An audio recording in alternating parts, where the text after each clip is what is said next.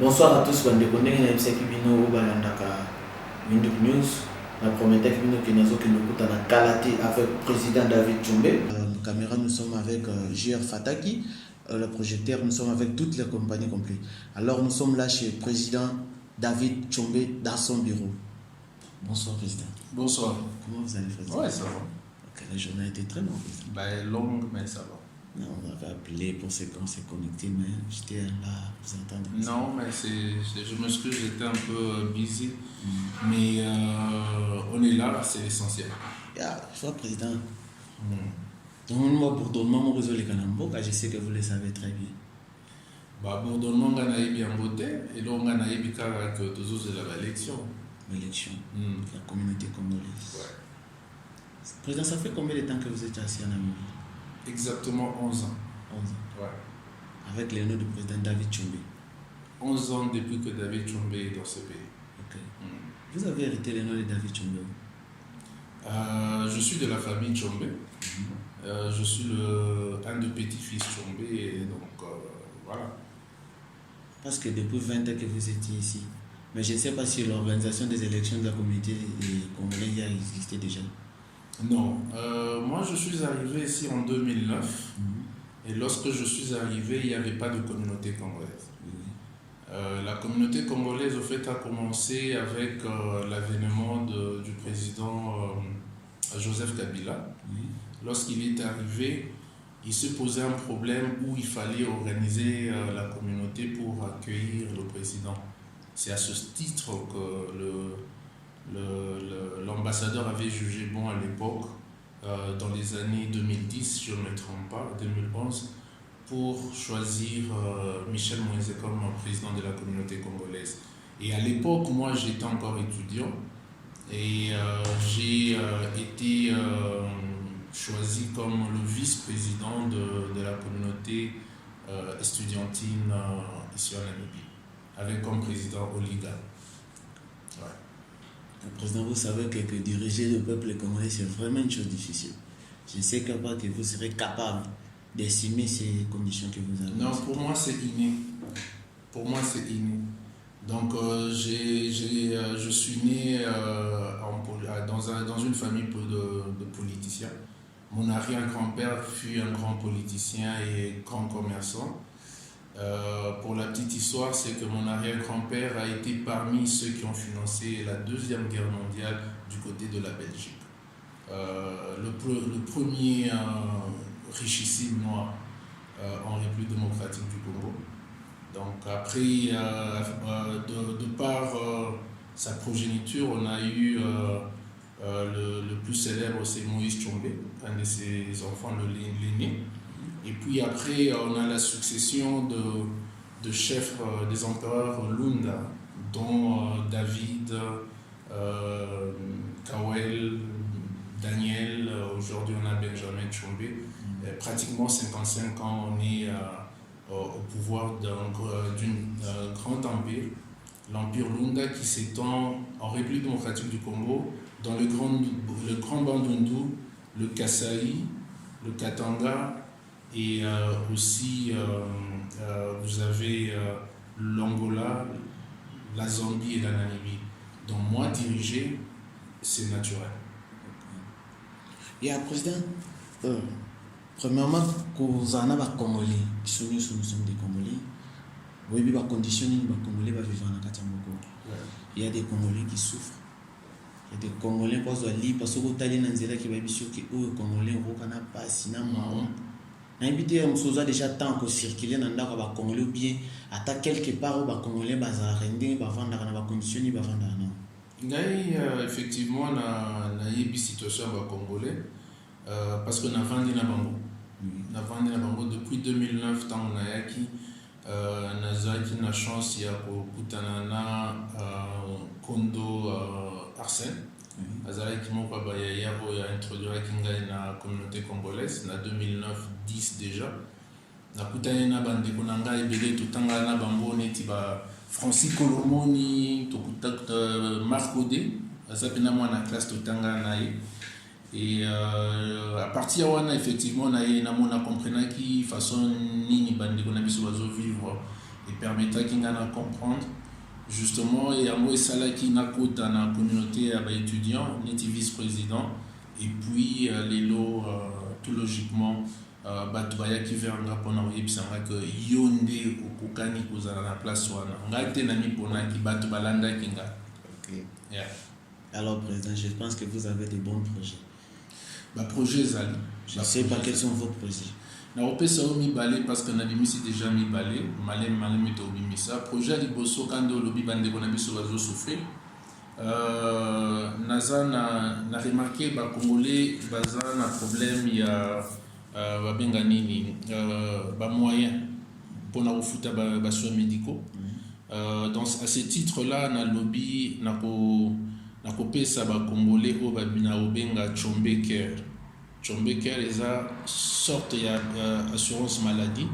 Na ba congolais nyonso ba rozala nangai toko s'enregistrer na za ba contact déjà très avancé pour que ba congolais bazala enrôler ceux qui congolais za maladie akokende na hôpital car na katutu rata akokende na Médiclinique katutu Roman catholique ba institution hospitalière où ils a bien ba koki ko za soins au longo bale ya mibale ba congolais bazali na problème ya munene eza information ba congolais tozo vivre na spéculation lokuta alors pona wana pona ba congolais bazala vraiment protégé na solo la kina na concertation ba avocat na ngai bandimi ko enrôler communauté congolaise pour que ba congolais so bazala ba problème ça et là ba ko kutana na bango ceux qui balingi basala ba faire le quoi ba congolais ba yebi ba kamba ba mbongo ba ko kutana na ba avocat ba pesi bango conseil et puis makambo le kimia.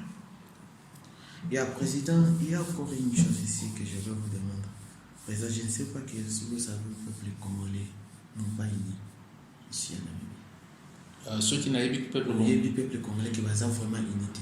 Ouais, na peuple congolais na bango toza ponanga toza na bomoko. Je ne sais pas si le président vraiment est capable de rassembler tout le peuple congolais où nous sommes unité na Katamboko parce que si on voit bien peuple congolais bango moko ba bomana bango ba funda la police bango moko zo funda o ya sala par là président ko baksani eza muté mabe eza o tolo benga na français manque d'amour manque de patriotisme yo zande konanga lelo ye porte eza polé okutinga na osala misala moke donc na yambio na mutema boboto za patriote soki congolais afundi moninga ne congolais eza nini eza mutema mabe eza jalousie ba congolais ko sangisa bango depuis toujours na sangisa ba congolais bazalaka ntinga zinga na nganga na zala pembeni na bango libanda penakati libanda na sens nini après musala na kokende na kutani na bango na kati soki na cadre musala na kana ba congolais na ngajaka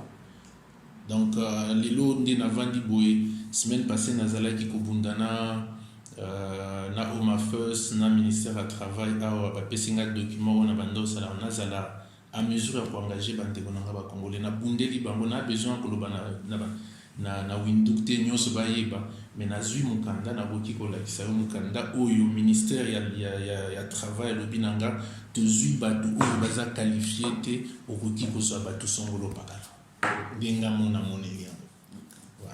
Et avant à propos des élections, président, j'ai entendu qu'il y a quelqu'un qui a organisé les élections. Je ne sais pas si c'est vrai. Non, moi je n'ai pas cette information. Là, on a nayebi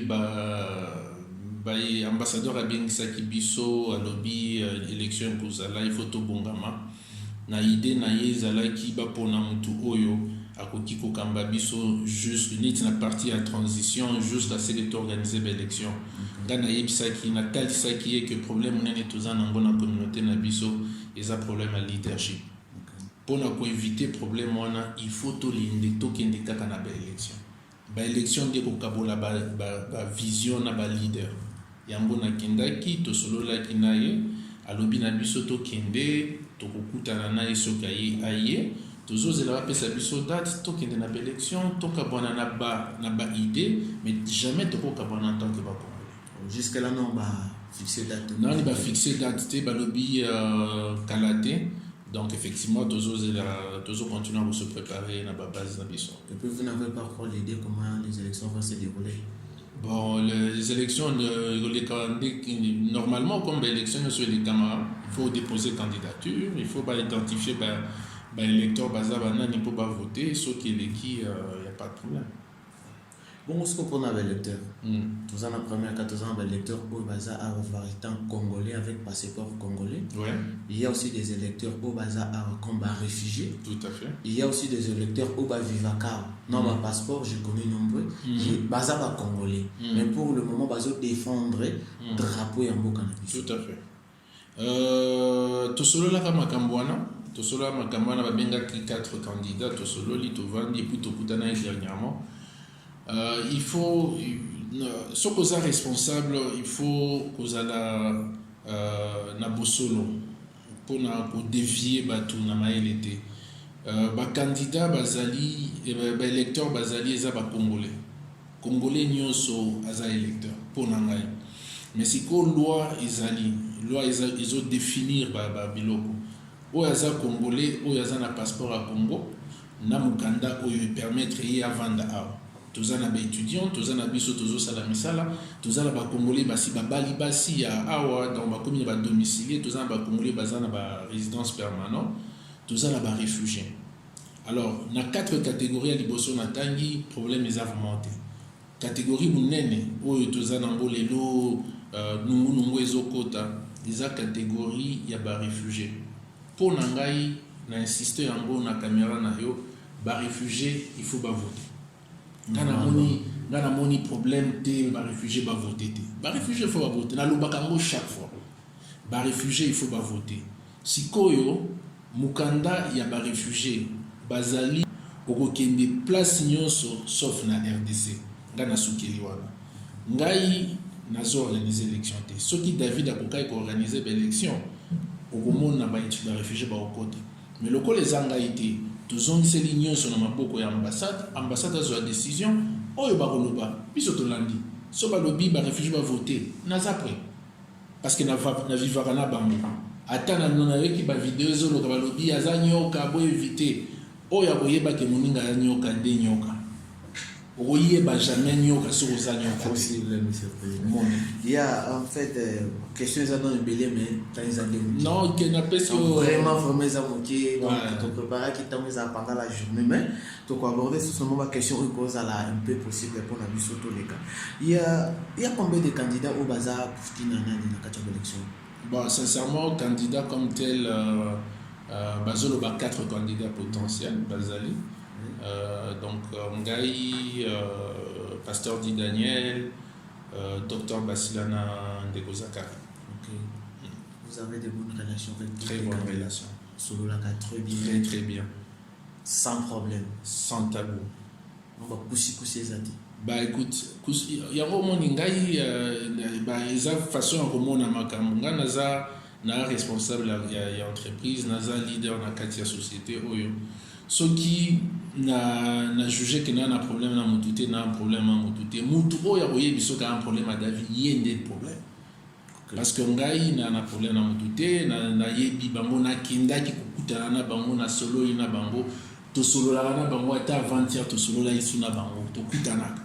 Parce qu'il y a aussi des personnes au Balobi que non, président David a déjà travaillé, il ne peut pas travailler. Il a travaillé où? Au travail qui n'a avec le président Michel. Mais pas tout le monde va travailler avec Michel. Mais je ne pense pas que le candidat ne va pas travailler avec. Ok. C'est là qu'on a expliqué. Il faut une clarification. Ngai n'a travaillé avec Michel comme vraiment membre effectif. Ngai n'a travaillé avec Michel local la sage. Hier, mon répondant qui n'a l'école la sage. Ngai, Babi, pasteur Deka, non, je crois pasteur Bamenga son ami cité. Benga qui n'a pas le au message par rapport à Moussala Toussala qui tente aux années dans le comité d'étudiants. Michel a démissionné. Tant Michel a démissionné, Nazala Kate. Michel a démissionné, Nabiloko a démissionné. Nazali parmi Bassage. Naye, Tokambi Batuna période one. Michel Tangu a qui recrute un ambassadeur à Boy démission. Tant ambassadeur à Boy démission, Michel a zondi neti président. Et permettre si que Michel a constitué les sous cabinet naïe. Vice-président Michel Eza Sami, pasteur Denis Azali Awatilelo, na Mpero Kassiam, des vice-président de Michel. Ce qu'on nga bayo qui balobi Michel alobi na vice-président. En tout cas, ngai na mutu na tangi mwa muke. Ceux qui baponinga, il faut ba notifier nga lokolo benga kinga o notifier nga ozoya. Ceux qui na mona ki notification na oloba mais na boité. Ceux qui balobi na vice-président et na vice-président, ça na mutu ko boya oza vice-président. Nga na vice-président, mais nga na koyebisa o na kati ya communauté congolaise, ezali na ba regroupement, ba étudiants, ba pasteurs. Batu oyo bazotia makeli libelé. Bazana ba regroupement ni. Bazana ba regroupement soit ya ba pasteur, soit ya ba étudiant. Na kati ya ba regroupement wana, biso tout osalaki na Michel.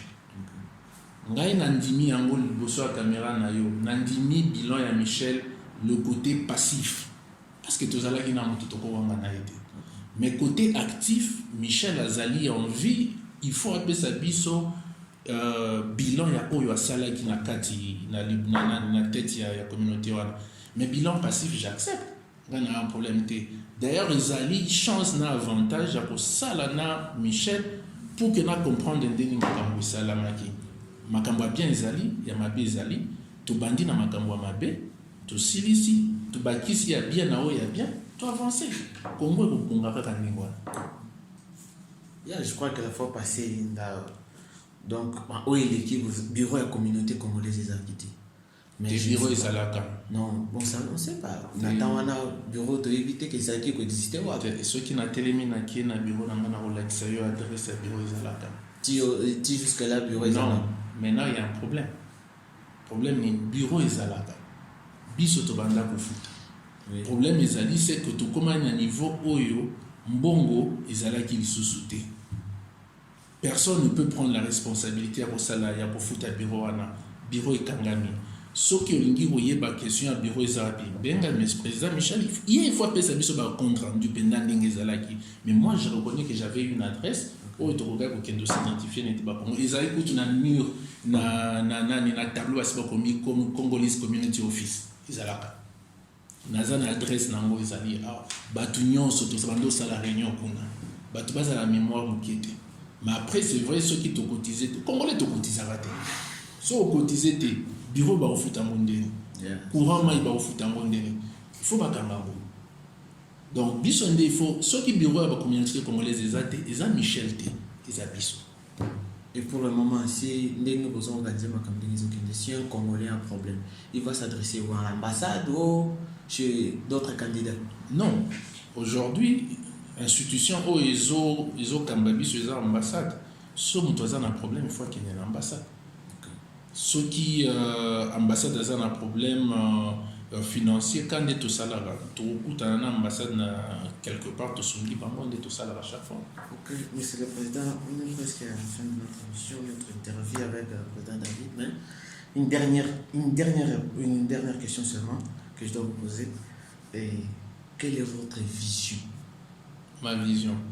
Ma vision est de rassembler tous les Congolais autour d'un idéal que j'ai, qui est l'amour, qui est l'entraide, mais aussi la bonne information. Aujourd'hui, les Congolais ne sont pas bien informés. Il y a des gens qui viennent ici, ils se retrouvent réfugiés parce qu'ils n'ont pas une bonne information. Nous, quand on est venus ici, on nous a dit que les étrangers ne travaillent pas. Dieu merci, aujourd'hui, nous travaillons. En tout cas, moi, je travaille. J'ai eu la bonne information et on permet à ce que tous les Congolais travaillent. Ma vision serait de mettre tous les Congolais autour d'une table, sans distinction d'origine, de race ou de langue. On est tous Congolais derrière ces drapeaux-là. Mais maintenant, si je termine de faire ça, ça va justement diminuer les petits problèmes qu'on a. Les problèmes, il y a Alobi, il y a Salaki et tout ça. N'attend aussi ce problème, il faut tout comme on a point à ballon à l'oba qui entraide. Entraide, on a trop ça. Congolais aux ana bar, aux alina, hôtel, aux ananines, kende ko sungandi au Congolais. Il faut pas au kende entre Congolais aux ana bar, on a muto ekolo msoza na bar, malamu na kende ao. Entre muto Congolais aux ana guest house, on a muto msus malamu ipana ki Congolais. Il faut to yeba ko consommer Congolais.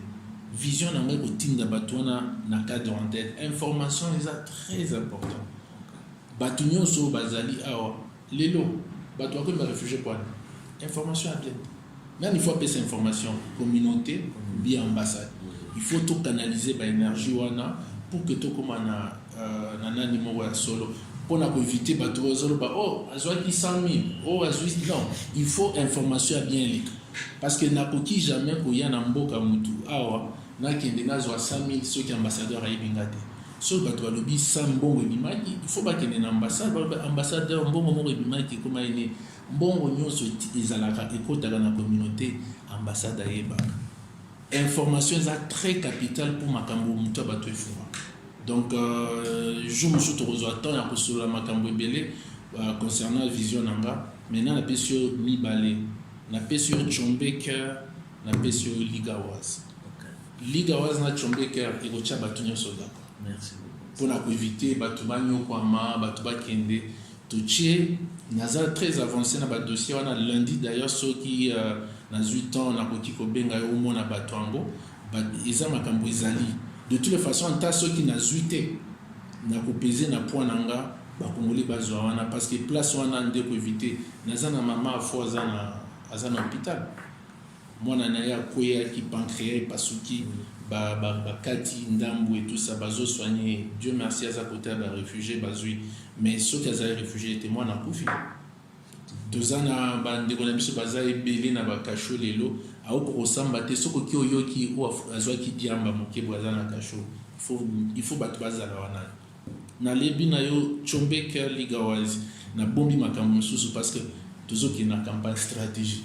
Merci beaucoup, Monsieur le Président. On voit que comme de Nasuka ya masolo na biso. Merci. Assez prochainement de Togobenga to temps et mingi ya kosolo. En tout cas, j'avais préparé beaucoup de questions mais on a sali encore bref parce que Togom vraiment Nasuka. Merci beaucoup bandeko bonso bolandaka Windhoek News et pas à votre humble serviteur Trésor Zingu. On est là Tokos News complet, équipe complet où ils allaient